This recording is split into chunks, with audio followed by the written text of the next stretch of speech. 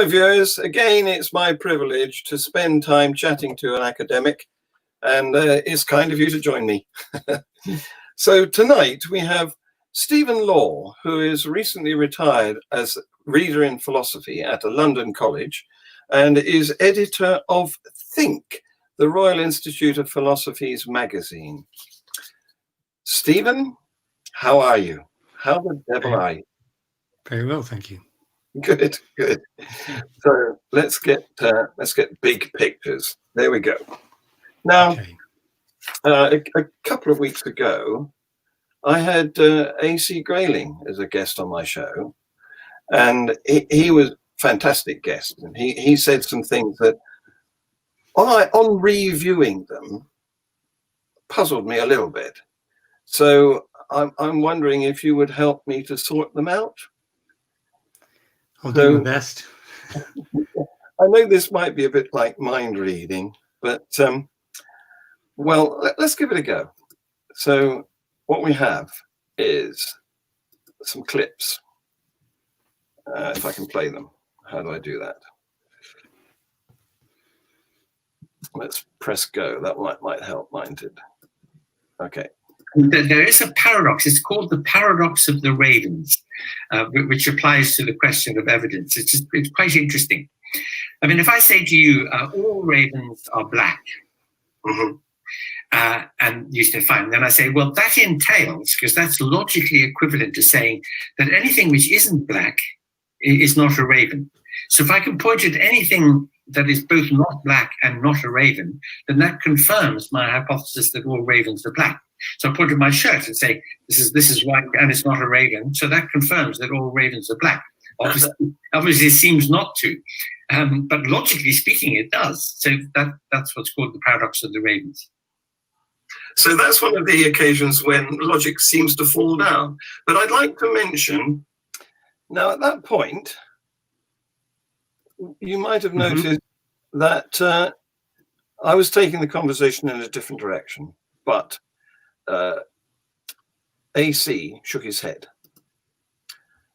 and I'm thinking, what was it he was going to say if I'd allowed him to continue? You know, I don't know. Do you know why? Well, sorry, I missed the head shake. I didn't. Could you not hear what the clip was about? I could hear it, yes. So he was talking about the paradox of the ravens, wasn't he? That's right, yes. And I said it was, perhaps it was an indication or an instance where logic falls down. And he shook his head. Oh, I see. No, I see. That's why. Okay. Sorry. Yeah. So I'm wondering, listen to my take on this. See if I'd like to hear your opinion of what I think he might have been going on to say. I'm wondering whether he was intending to say that in the case of the fallacy of the raven, we were comparing one observation, his shirt, with one observation out of all the possible unlimited observations that could have been made, and pinning that up against the ravens are black, all ravens are black proposition. So it seems to me that what's going on there, and this might be another fallacy, I don't know, as you know, I'm not a philosopher.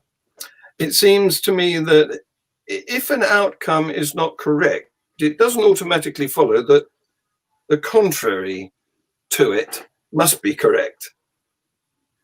Is that, do you think, where the conversation might have gone on another day? Maybe. I'm struggling a little bit to know. I'm not quite sure why he brought the paradox of the ravens up. So, I mean, the thing about the paradox of the ravens is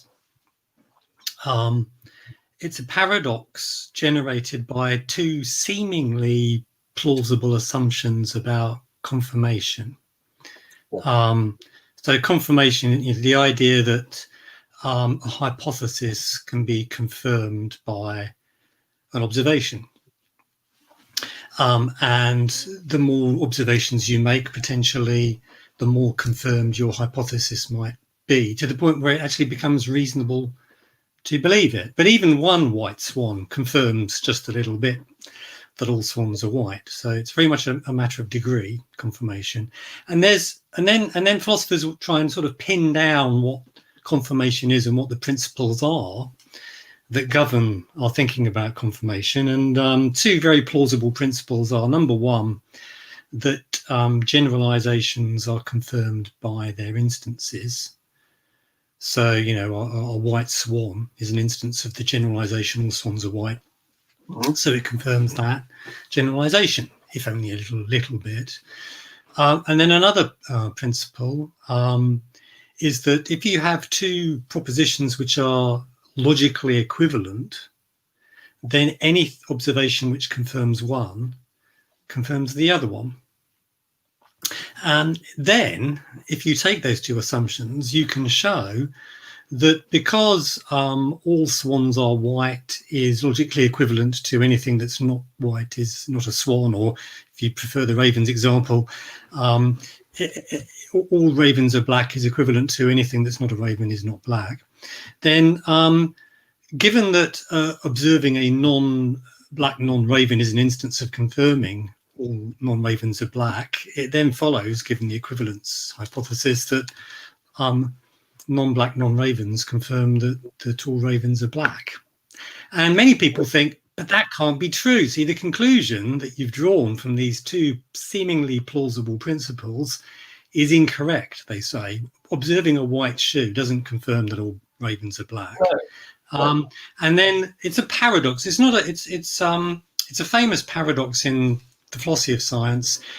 Something's got to give, right? You either have to give up one of those two principles, or you have to accept that white shoes confirm that all ravens are black. So what are you going to do? And then the philosophers argue about which of these various, which of the three options it is that we should be taking. I have no idea now, thinking about it, why AC brought this up. But anyway, that's famously the paradox of the ravens. Yeah. So you're not obliged to defend, by the way, the hypothesis that white shoes confirm that all ravens are black. Most people find that highly counterintuitive, but there is a way actually of defending that view. The Bayesians can do it, funnily enough. Yeah. But let's not get into that, because that's just another massive can of worms. I've already taken up far too much of your time explaining the paradox of the ravens. Well, I didn't give you the context, but we had been talking about reasons to believe. I think that was the preamble to that part of the show.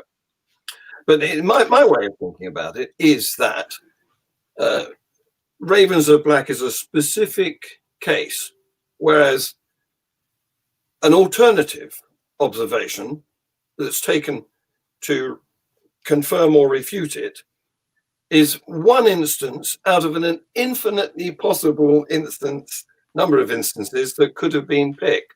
That's a sort of, is there any Bayesian element in that? Well, this is a horribly complicated puzzle. I mean, you could give up one of your two initial starting assumptions. You probably don't want to give up the equivalence claim that, if evidence supports one hypothesis, it supports any hypothesis that's logically equivalent to it. That looks pretty solid, actually. But then you might want to give up the claim that every generalization is confirmed by its instances. You might say, well, that's true of the generalization all ravens are black, but it's not true of other generalizations, such as, all non-black things are non-ravens, for example. And in fact, there are generalizations that are not confirmed by their instances on the face of it. So, for example, all snakes are located outside of Ireland, which is apparently true. The legend goes that it was St. Patrick that banished them from the Isle of Ireland. So anyway, all snakes are located somewhere outside of Ireland.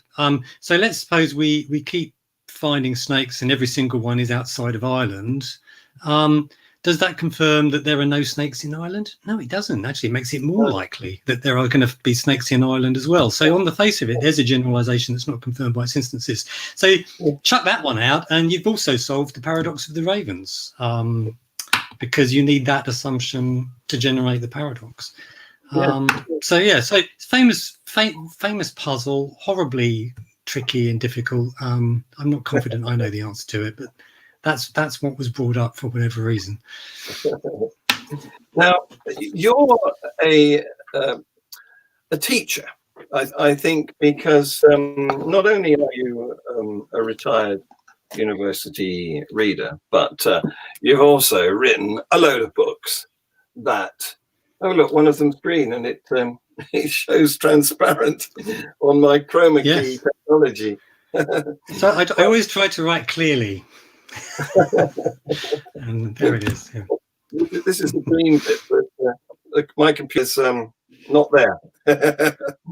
But you've aimed these, and in the same way that your editorship of Think magazine, the Institute of Philosophy's journal, is aimed at a wide audience. Some of these you've deliberately aimed at the children market, haven't you?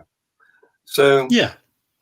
So you're in the same business as me in a sense, because I'm a retired science teacher. So our whole aim has been to help youngsters, particularly, become better educated. So yeah, I've certainly worked on trying to introduce philosophy to young people, and the reason that I did that was because it took me a long time to discover philosophy myself. It wasn't until I was into my 20s. And had I, and once I discovered it, I realized this was what I was passionate about. And in fact, I had a bad time at school. I hadn't even got any A levels because I was kicked out of sixth form college.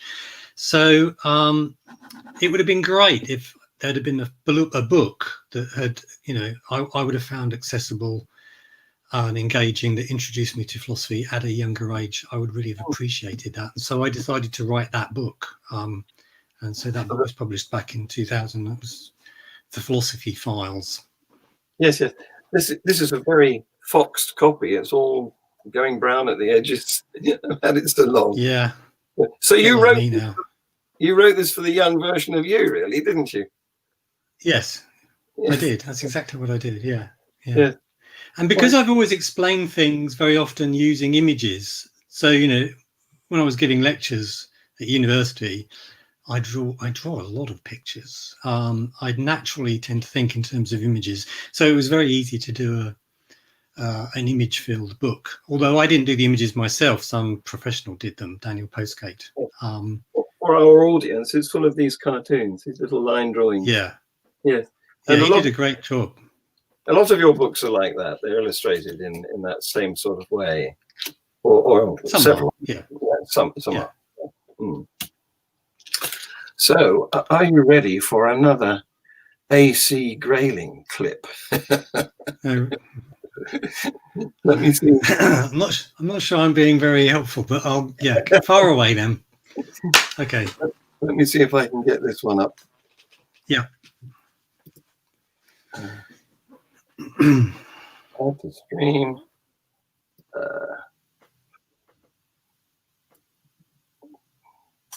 Play and fill screen. A falsehood can be a good thing. The classic cases where somebody says, does my bum look big in this? And you say, no, and you're not telling the truth, but it keeps the peace. Okay, so that's the kind of case where sometimes truth can get in the way. And indeed, of course, sometimes telling the truth can cause harm. So, there's a joke about that. I don't know whether you've heard this. The wife says, does my bum look big in this? And husband says, step back a bit so I can get it all in. yeah, that would be quite the wrong way to go. So that was, we were trying to talk about truth and the various types of it. I mean, you can see that I put up a rather contentious statement that it was absolute, and sorry, not absolute, that it was the truth must be relative, which leads us on to consider what the difference is. What's the difference between absolute and relative? Because these are words that we bandy about in ordinary conversation, but we tend not to have very accurate definitions of them. Are you asking me to provide a definition of those terms? You mentioned truth. So is it relative? That's an interesting question. Or is it non-relative and absolute? I think it probably depends on the case that you're looking at. So, for example, if you've ever watched I'm a Celebrity, Get Me Out of Here, you'll know that they make them eat revolting things, including witchetty grubs, which are native to Australia. You eat them live, big squirming live things. Now, I believe that Katie Price, formerly known as Jordan, glamour model, had to eat a witchetty grub, and she said it was worse than childbirth. So clearly, she didn't enjoy the experience. So if you were to ask her, Katie, are they delicious? She's definitely going to say no. Whereas if you were to ask somebody else that perhaps grew up in Australia and it's part of their culture, perhaps to eat that kind of thing. Yeah. Are they very familiar with it? They might go, yeah, I love them. Witchetty grubs, tasty. So you can see then that we might want to say that it's true for one person that witchetty grubs are delicious, but false for another. There's a single claim being made there: witchetty grubs are delicious, and the truth is relative. Is that a terrible? Is that a terrible thing? Not really. That's okay. And it's clear what's going on here, isn't it? It's that the deliciousness is not an objective feature of the witchetty grub. It's like, people sometimes say beauty is in the eye of the beholder. Well, the deliciousness is very much in the taste buds of the person that eats the witchetty grub. It's not an intrinsic objective feature of the witchetty grub, unlike its mass, say, or some other properties. So there are properties which are out there mind independently. It's just an objective fact that the moon is not made of cheese, no matter how many people might believe that.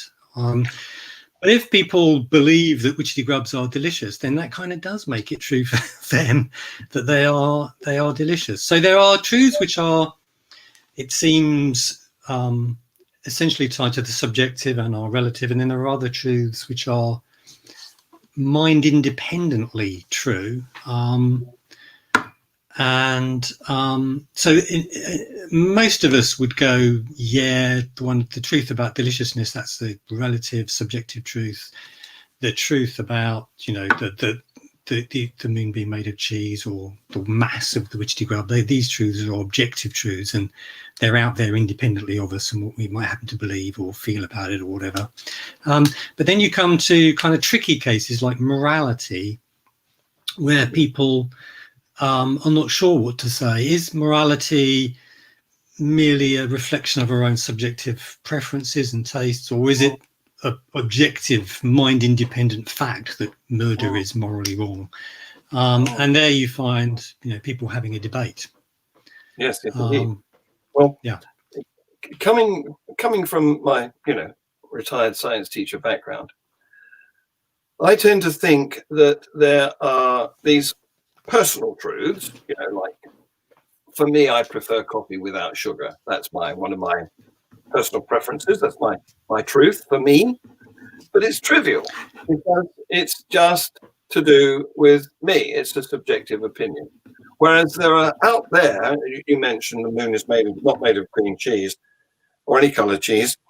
Out there, there's the sort of universe's truth, which is beyond dispute in a lot of cases, hopefully. So that's not trivial. And those are the sorts of truths that we would love to be absolute, but even those aren't, because although we desire that certainty, we've never been able to observe it. I mean, we desire there to be an absolute zero to temperature. I did this with the AC, but we haven't been able to observe it. We can't. It doesn't exist out in the universe. The background radiation temperature is 3 degrees above absolute zero, and it doesn't. We can't make it in the lab because we cannot remove all sources of heat, which would mean a total vacuum, and not even walls to the container, because they could be emitting heat. And if neutrinos go through, which we can't stop, then they're going to leave a trail of heat. So absolute zero is a theoretical concept. So, and the same applies to the speed of light. How does this relate to truth? Well, because I'm trying to say that in the wider... What's the claim that we're considering? Sorry, what's the claim that we're considering, which is in the widest true? scheme of things, if you forget the conceit of humanity, thinking that they are the center of the universe, and you look objectively at the universe as a whole, there is no absolute truth. Well, yeah. So you're making an analogy with absolute zero and absolute truth, and you're saying there's no absolute zero. Is that true? I have no idea. But let's suppose it is. And in the same way, then, what I'm saying is, we can hypothesize that there is an absolute zero, and we can hypothesize that there is an absolute speed to light, for example. But neither of those things have been observed. We've got close to them. No one's actually drilled it. No one's actually drilled into the moon to check whether there's any cheese in there either. But nevertheless, I'm going to say we can be very confident indeed that there's no cheese in there. I think what we need to do, maybe this will help. I don't know. It might make things worse. Is we need to separate out the issue of whether or not truth is absolute or relative, whether truth is whether things are mind independently true, or whether the truth of a proposition somehow depends on how things strike us subjectively or whatever. There's that question, which is a very interesting one. So we had a little think about that. But I think that what you've done now actually is you've changed to a different question, which is the question of what we can be certain about. Right? Can we be certain that these things are there? And of course, this is contentious. I mean, some people think that you can't really know anything about the universe outside of your own mind. They're skeptics about the external world. And Descartes, although he wasn't a skeptic, famously runs a sort of argument involving an evil demon that might be deceiving him into, to kind of conjure up these very radical doubts about whether there's a world out there at all. And we can entertain, matrix type scenarios in which, I don't even have a body. I just think I do. I'm actually a brain in a vat, or like. Yeah. So you can raise those kind of questions about the world around us, and and then there's the question of whether we can prove things with 100%, confidence, certainty. Even if we can know about the world around us, can we truly be certain? And the answer to that question depends on what you mean by certainty. I mean, if we're after proof, well, that's a very slippery term. You can prove things beyond all possible doubt. Well, there are probably not that many things you can prove beyond all possible doubt. So there's always an element of uncertainty. But if you go into a court of law, they talk about proof, but there it's proof beyond reasonable doubt. And that we believe we can achieve. And so why couldn't we prove beyond reasonable doubt facts about the world outside of our own minds? I think we probably can. I think we've proven beyond any reasonable doubt that the moon is not made of cheese, despite the possibility that we'll go there one day and drill in and it's camembert just below the dusty surface. So I think that we've moved on to a different question, really, which is the extent to which we can know or be certain about things. Right. And that's a different question to the question of whether or not a truth is relative or not. So I'm just doing what philosophers do to the irritation of almost everybody, which is I'm just separating things out very carefully, separating out the questions, separating out the concepts, which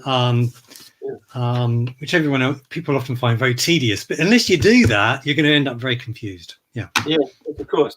So you talked about certainty, but surely for certainty we need absoluteness, don't we? Or we can't have certainty. I don't know what you mean by that. What do you mean? We need absoluteness. Why do you want certainty, but you're not going to get it when it comes to an awful lot of things. You can just establish perhaps beyond reasonable doubt. I mean, what do you mean by certainty? 100% certain, no possibility of error? Well, you can't be certain I'm here. If there's an element of doubt, then you don't have certainty. And that's what I mean by absoluteness. Okay, well, that's a way of using certainty. Yeah, I mean, that's what Descartes meant. He wanted absolute certainty, no possibility of error. There are very few things about which we can be certain in that sense. Descartes thought he found one such thing, that he exists, because in doubting, you demonstrate that you exist. So it's a kind of self-defeating doubt. There's something about which you can be certain. But then other philosophers questioned even whether that's certain. So certainly, if we're going to require for knowledge certainty, boy, you ain't going to know much. No. But we don't require that. I mean, that's a ludicrously high place to set your bar, so far as knowledge is concerned, that you have to be absolutely certain there must be no possibility of error. Of course, I mean, that's not normally what we require for knowledge, nor should we. No. So what we have then is a sliding scale, and there is a position on this sliding scale where we decide that's acceptable. Where it becomes reasonable to believe something. Yeah. Your confidence increases to the point where you can say, actually, you know what, I think that's true. And then your confidence might increase still further. Yes. But there will still be the possibility of error. It's always in the background for most beliefs. Yeah. But that doesn't mean that you can't have a reasonable belief, that you can't indeed prove things beyond reasonable doubt. I think we can. In the courts, they have two standards, don't they? In the lower courts, it's one standard, and in the higher court, it's the other standard. It's proven beyond reasonable doubt when you have a jury. And then in the magistrates' court, there's a different criterion, which is much less stringent. I can't remember what the legal phrase is right now. No, I don't know, I'm afraid. So I noticed that you've been tweeting today. I can't remember what I tweeted. Some nonsense. Some political rants, possibly. See if I can get this up before we talk about. You're going to make me think about my own tweets. That's cruel. Don't do that.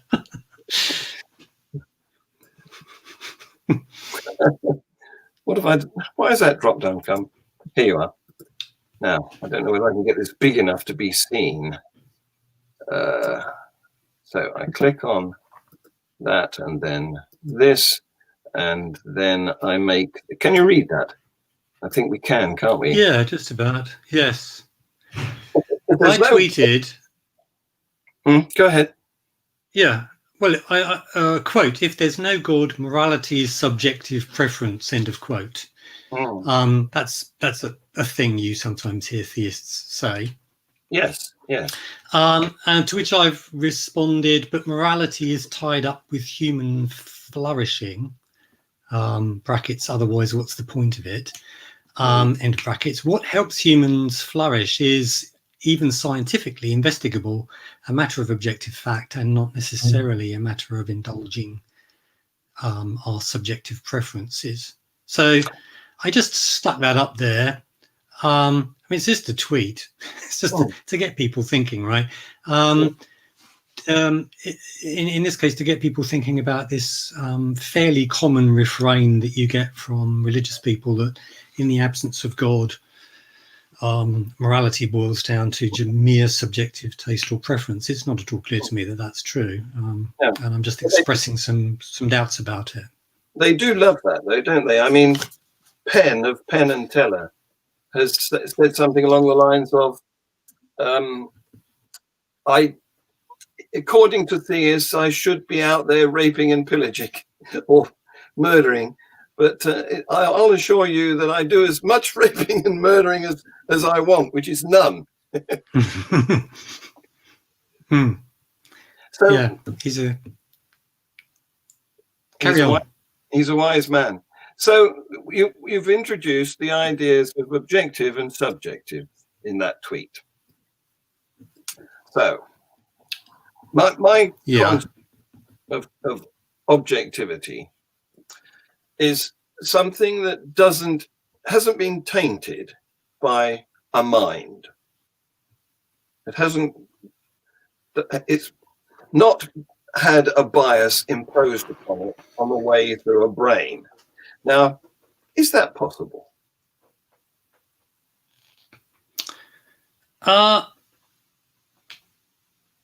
Well, things are objectively out there, mind independently. I'm assuming, because I'm not I'm not some sort of idealist, or I think the world exists mind independently. So I believe that there are objective facts out there.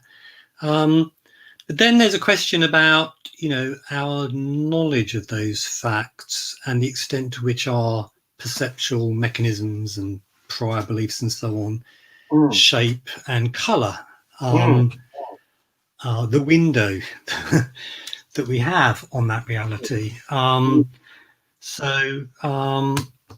what extent can we trust it? To what extent can we consider it reliable? There's no doubt that we are prone to various cognitive biases. We know this for a fact. And so, you have to be very careful. And it's good to know about those biases so you can try and be on your guard against them. So we are imperfect mechanisms. We, when it comes to trying to establish how things are around us, but that doesn't mean that we can't do it. And in fact, we're pretty good now, having developed the scientific method at dealing with the effects of our own cognitive biases. We've developed tools that allow us to detect when those biases are operating, and that allow us to try and bypass them to some extent. So if you're pointing out that we inevitably are biased, and we have our biases, I mean, it's true. But I'm not going to become Mr. Super Skeptic because of that. No. Well, I would contend that it's probably impossible to get perfect objectivity. And what the scientific method does is attempts to get round that by insisting upon repeatability and shareability of the observations that are made. And the more such confirming observations, the bigger the, shall I go back to using that word certainty again, bigger the closer to objectivity we get. That sounds roughly right. I mean, you want to be doing you don't just want to be looking for confirmatory instances, No, you want to actually also be as that would be a bias in itself. yeah, that's not necessarily the right way to go. You want to actually trying to test it and look for counterexamples and so on. That's really what you need to be doing very often. So so we've developed this toolkit, the scientific method, which as enhances our ability to find out about the world around us by, to some extent, neutralizing those biases to which we are otherwise horribly prone. Yes, trying to cancel them out. Yes, indeed. Yeah. So here's a question from one of our audience. This is, there you go. Do philosophers see a great value in probability and statistics regarding reality estimates? That sounds a bit like Bayes coming in here again. Yeah, they do, of course. Yes, I mean, lots Bayesian. The Bayesian approach is very popular with philosophers at the moment. You find loads of Bayesians and applying Bayes' theorem to this or that or whatever it may happen to be. And indeed, it looks like you can possibly solve some philosophical paradoxes, for example, by adopting a Bayesian solution. So, including the paradox of the ravens, funnily enough. So, yes. The answer is yes. Philosophers are very interested in probability, and that's my answer. Well, that's a pretty good answer. So perhaps for the benefit of our audience, we ought to explain what we're talking about when we use Bayes' theorem, Bayes' idea. Oh God! Don't ask me to explain Bayesianism in any detail. It's taking into account of prior knowledge. It's a bit more to it than that. It's Bayesianism in a nutshell. Well, there's a theorem, Bayes' theorem, which says that that you should revise the probability that you've assigned a hypothesis depending on new evidence, new observations that you make in a particular way, according to the formula. And that involves, the formula says that the probability of your hypothesis is going to equal the probability that you previously gave it multiplied by the probability of the new evidence over the, I can't even remember Bayes' theorem now. The probability of the new evidence, given the hypothesis over the prior probability of the evidence. That's what it is. Christ, it's so long since I taught this stuff. And if you apply Bayes' theorem in that way, you can see how you ought to, according to Bayesians, how you ought to rationally adjust your beliefs in response to the new evidence that comes in, how you should adjust the probabilities that you're assigning hypotheses. That's it in a nutshell. That's a Bayesian approach. Excellent. Well, we've got some more questions coming in here. And an explanation for us. We were unable to think. Yes, here's Steve Cook is providing us the two levels of making decisions in court. It's criminal law, it's beyond reasonable doubt. Civil law is the balance of probabilities, which is a lower standard. Thanks, Steve. Thanks a lot. Right, here's a bit of philosophical history requirement. Are the Enlightenment philosophers under attack in modern politics? I'm frowning. I don't understand that. Are the Enlightenment philosophers under attack in modern politics? Well, what is enlightenment?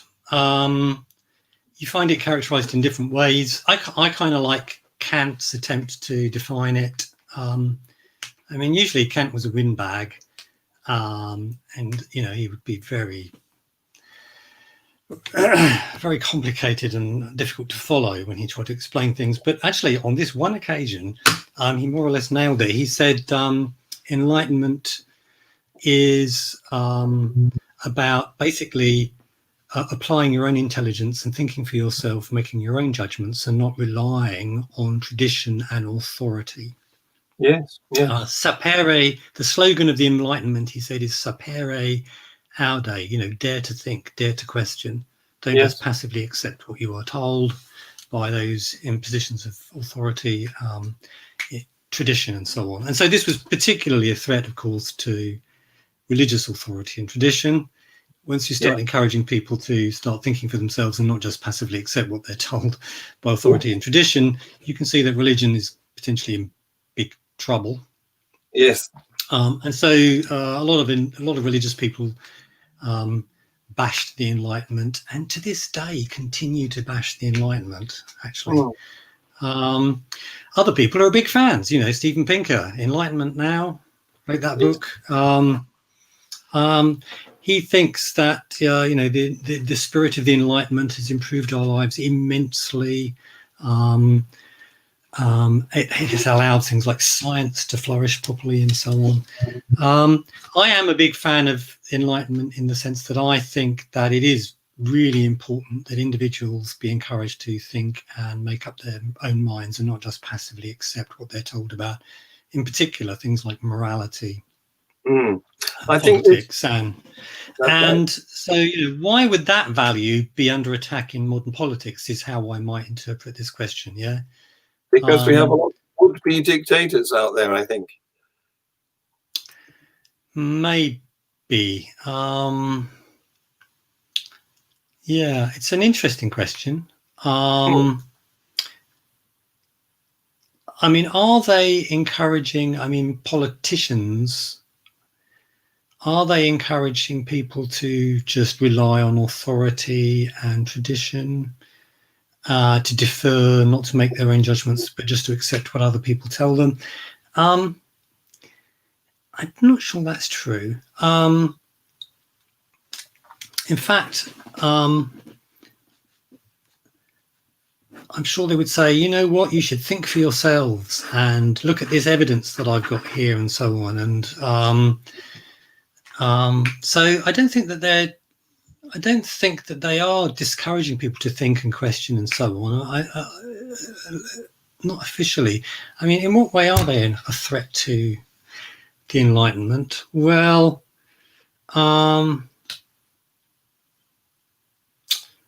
maybe in other ways, possibly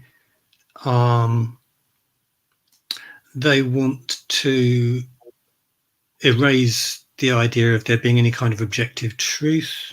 According to some thinkers, that's what's going on in modern politics. There's your truth, there's my truth, but the idea that there's any kind of objective truth that's there independently of us. Certainly, you're being encouraged to question whether we can have any grip on it. We could come to know it in any way, and under those circumstances, then, well, every opinion is as good as every other. Yes. And as valid as every other. And are politicians exploiting that kind of thought and that kind of sort of depressing skepticism? And possibly they are. Maybe that's what's going on. I think the Facebook user has in mind people like Kellyanne Conway, who came up with the expression alternative facts when she you go. Actually from Yes, you've got your facts and I've got my facts. Yes. Yeah. So, yep. Yeah. I think we've answered this question now, haven't we? I think we've been really good going.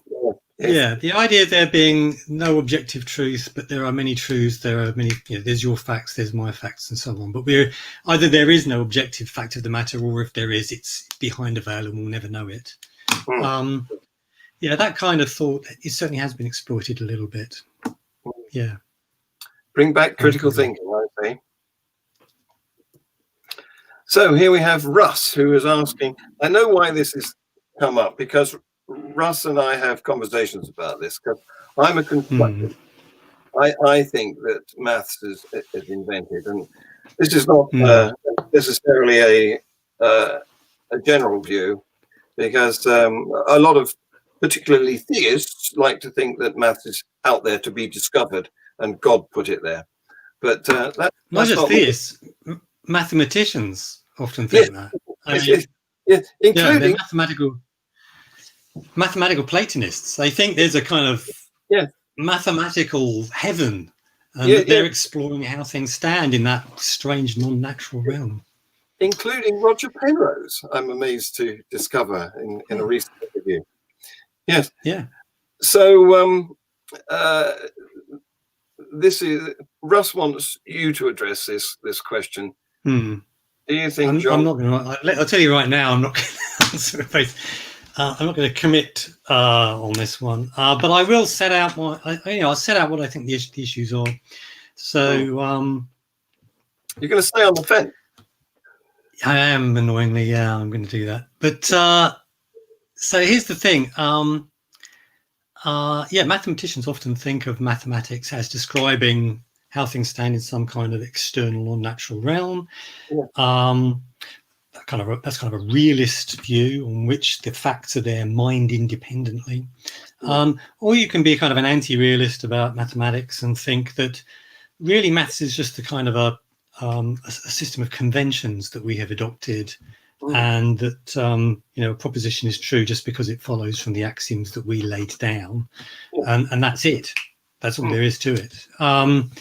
And so John, you're saying you're very much in the latter camp. I am. Now, so there's a problem that at least one problem that you face depending on which camp you're in. So if you're in it describes a realm out there, mind-independent realm, then famously there's the problem of how on earth we get to know about this strange landscape of mathematics, because we certainly don't see it using our ordinary senses. These mathematical objects and so on. Then you're not going to trip over one in the street. And so, given that our senses tie us up to external reality by means of causal mechanisms, this realm seems to transcend the spatio-temporal universe and everything that's going on in it causally. So how on earth could we come to know about it? And famously, Socrates in Plato's Meno solves that problem by suggesting that before you were born, you were acquainted with these. It was injected. You actually experienced this mathematical realm for yourself in a non-physical realm, and so you're able to now sort of dimly recollect with a bit of prompting how things stand in that external reality. So you could go that route, but most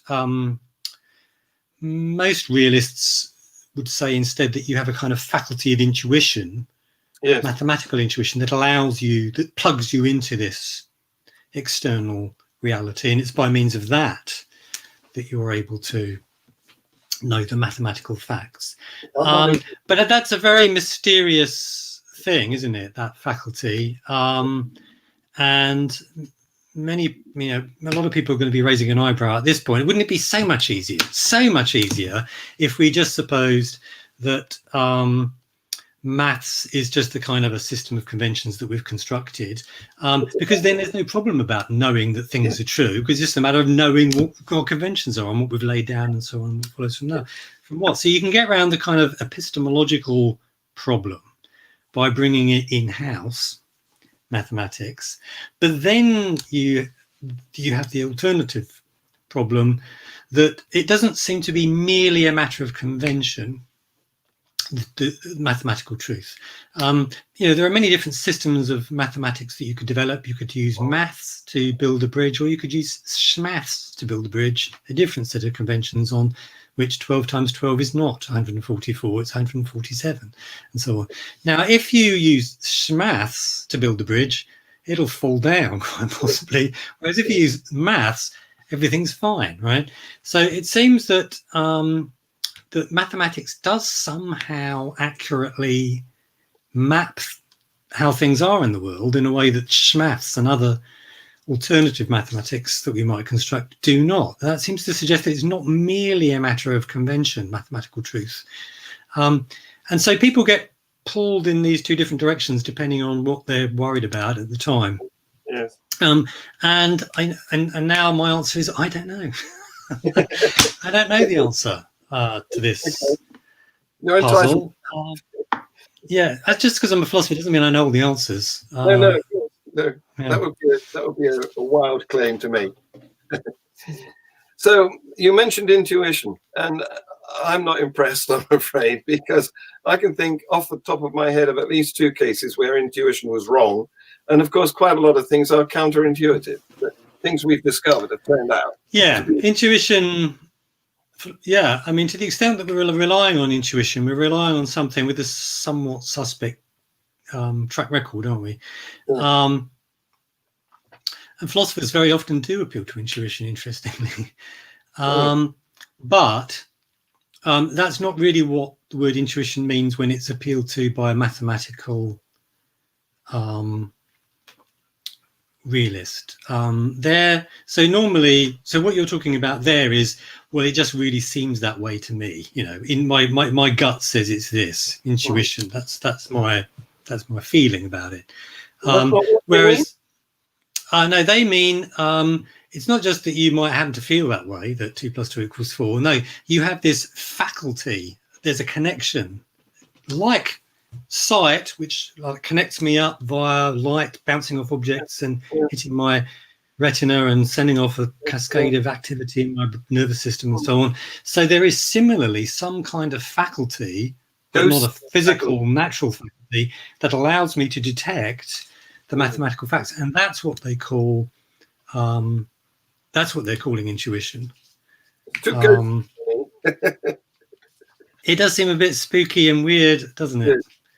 Yeah. Also in your tweet you mentioned morality, and I agree with you in that it is very much linked with human and the success of a social species, and those are criteria that can be measured. I mean, we know that the human species is successful because there's 9 billion of us. Is it 9 now? We're on the way to 9. Oh, certainly 8 billion at the moment. And we know that we're successful because we've conquered pretty much all the different habitats available to us, including, to an extent, space and the moon. And so I would contend that morality itself is not a very useful word. I want to do away with the word morality. I want to talk in terms of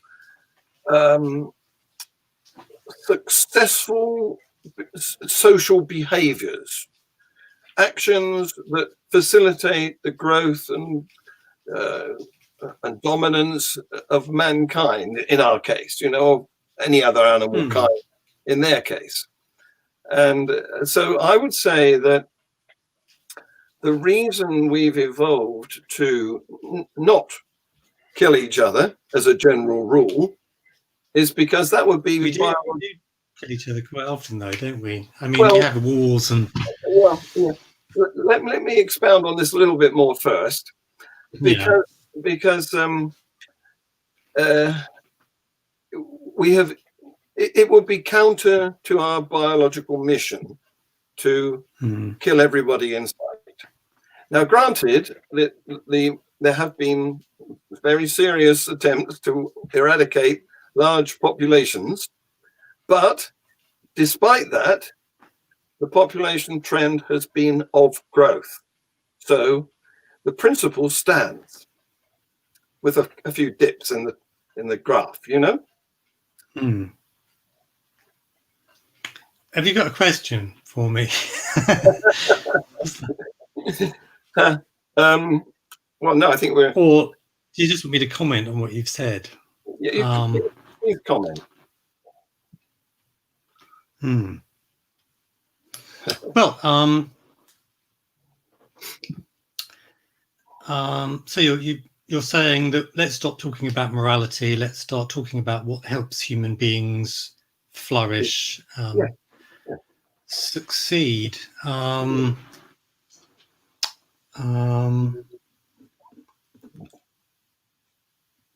Yeah, I suppose I have a little bit of sympathy with that. I mean, I do think that whatever morality is, there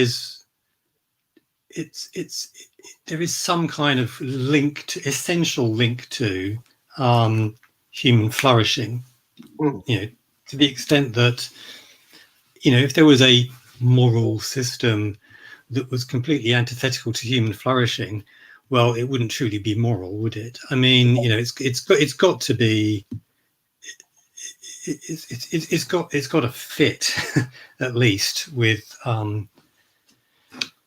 human flourishing. There is a kind of an essential or conceptual link there, even if there's more to morality than just promoting human flourishing. It seems that there's a minimum standard that you've got to meet so far as a decent moral system is concerned when it comes to human flourishing. So I have some sympathy with that thought, obviously. It's an interesting question. I haven't really thought about it, I don't think. If we just abandoned the concept of morality and just focused on, well, let's just do what we can to improve human flourishing. Let's talk about that.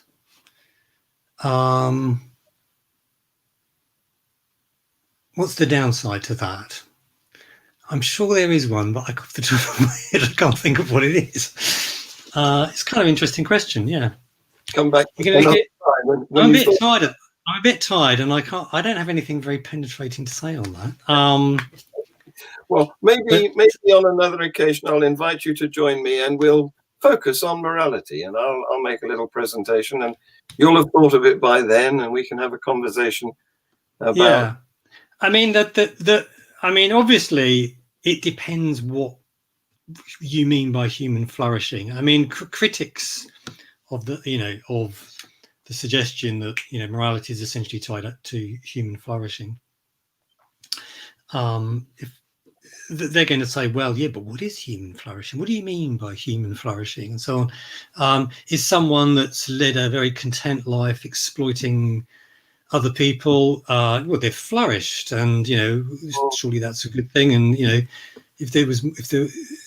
what's wrong with that? Well, there you see, you're focusing on the idea of the individual, whereas yes. I'm thinking in terms of the population. Okay, so it's overall human flourishing. It's a social behaviour. Yeah. Okay. Well, here's a worry. My brain is finally getting into gear. Finally. So here's a worry that you might raise. You might say,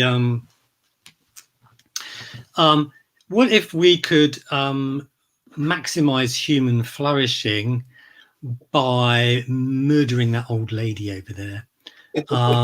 I don't know, harvesting her organs, say, or the usual counterexamples to utilitarianism. We wheel those out. Now it may be that now we have to start thinking, what do we mean by human flourishing? And okay, so we've got various, many more content individuals who are going out and leading their lives and having loving relationships and have projects that they enjoy and improving the lives. So plenty of flourishing going on, but we just murdered somebody in order to achieve that flourishing. So clearly there's a bit more to morality than just promoting flourishing. Yes, I see where you're... the fact is we just did something that's morally wrong, despite the fact that it... I see where you're coming from, but I want to extrapolate from the general principle, because all societies, it's a moral universal that killing is wrong. Killing a human is wrong. No anthropologist has found a society that doesn't think that, in principle. Yeah.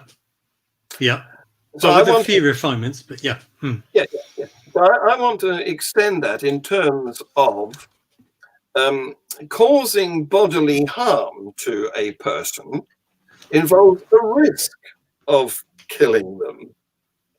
Therefore, that is also taboo to us in our inherited behavior. Yeah. Where are you going with this thought? Well, you tell me. Go on. Well, I don't know. I think this You're, lends it. you're providing a sort of a naturalistic evolutionary story, aren't you, about why we have the moral responses and intuitions, if you like, that we do. Yes, You're explaining them. yes. Yeah. I'm giving an evolutionary explanation for morality, Yes. if you like. Yes, yeah. So, Okay, but I now think, how does that relate to what we were talking about, human flourishing? well, the human flourishing is empirically measurable aspect of this socially successful behavior. Yes. So clearly, by having a moral system and acting in accordance with it, at least a moral system of the sort that we do, it has enhanced human flourishing. You might argue. As a species. So Yes. again, you've got to take in the broad view. This has got to be not a telescopic view, but a blunderbuss view, and then the thesis fits. But the trouble with humanity is we're all egocentric. We all think. What if? Yeah. I mean, what if? I don't know. Suppose there's a tribe that develops a morality which is extremely aggressive and brutal when it comes to outsiders. Now, that tribe, as a result of its having this morality, becomes incredibly successful in taking over and dominating other parts of the globe, to the point where this is the dominant moral system. Now you might say, well, that's a thumbs up for human flourishing then, but it's not, is it? Because previously, before this tribe came along, there could have been very happy, healthy societies that were very, very much flourishing, and now we have something completely different, incredibly oppressive, and so on. So it seems to me that just because it helps human beings survive and reproduce, that's and indeed take over territory, it doesn't follow from that it promotes human flourishing. In fact, that could be an impediment to human flourishing. Right. So you're saying that compassion doesn't necessarily provide the outcome that flourishing requires. Well, I don't know what I'm going. I mean, I was. Well, you're talking about giving an evolutionary account of why we have the moral values that we do, and then but you also want to say that morality is very much tied up to human flourishing. But it seems to me that the evolutionary story might the process might result in a system of morality which is extremely successful when it comes to getting human beings across the face of the planet in large numbers, which seems to be what you were focused on right at the beginning, but actually really a horrific impediment to human flourishing. Yes, because of its brutality, successful brutality. Yeah. So I'm just teasing out these different bits of what you said, because they don't necessarily fit together terribly well, it seems to me. I think that's the point I'm trying to make. At least I'm not sure why they should fit together very well, and then they may not. Yeah, I think that's what I'm trying to say. I'm trying to be helpful, but probably just sounds like I'm being nitpicky. Here's a baseball user. making your point here. Look, Hmm. Japanese samurai society, where killing was considered highly moral. Hmm. I know nothing about Japanese samurai society, so I can't comment on that. But there certainly have been moral systems in societies that very brutal indeed, particularly to outsiders. Yeah. That's really not uncommon, is it? And those systems will help those individuals spread across the face of the earth, dominate, and their numbers maximized, which is what you were measuring as a sort of, you were equating that to human flourishing. But I don't want to equate that to human flourishing, because it seems to me that that actually could involve the eradication of human flourishing. It could just be steamrolling over human flourishing. So I don't want to, I guess one of the points I'm making is I don't want to equate human flourishing with getting humans to reproduce very effectively across the face of the earth. That's not the same thing at all. So we're coming to the end of our time here, because I try not to inflict more than an hour on my victims, because I'm sure they've got a nice glass of wine or something waiting for them at the end of this show. So I think we're going to have to agree that morality is an intractable problem, like this Facebook user suggests. How could we? What could we do about it? It's what is there that anybody could do about it? Oh, okay. Well, I think that's largely it's an empirical question, isn't it? We need to do some research. One thing you probably don't want to do is ask an armchair theorizer, which is what I am. So I'm not well placed to answer those kind of questions. But it's a really good question. I'm just not particularly well placed to answer it. No. In part, it's you need to be asking psychologists and sociologists and so on. Yeah, that's the trouble with the really good questions. They don't have really good answers. No, they may have really great answers. They're just I'm not particularly well placed to provide that answer. We haven't found them yet. I think I'll happily speculate for hours. I think you've frozen, Stephen. I think technology has defeated us here. So, in case Stephen doesn't unfreeze, I'd like to announce that next week we have Kevin Quantum, magician, who currently is appearing on Britain's Got Talent. That should be fun. And the week following that, we have Kat Arney, who is the regular co-host of The Naked Scientists. That's a BBC radio program. And she is also the host of BBC Radio 5's Live Science show. I think Stephen has finally, his connection's broken. So I'll thank him very much for appearing and wish him a pleasant evening. And also thank you to you for watching. And I hope to see you again next week.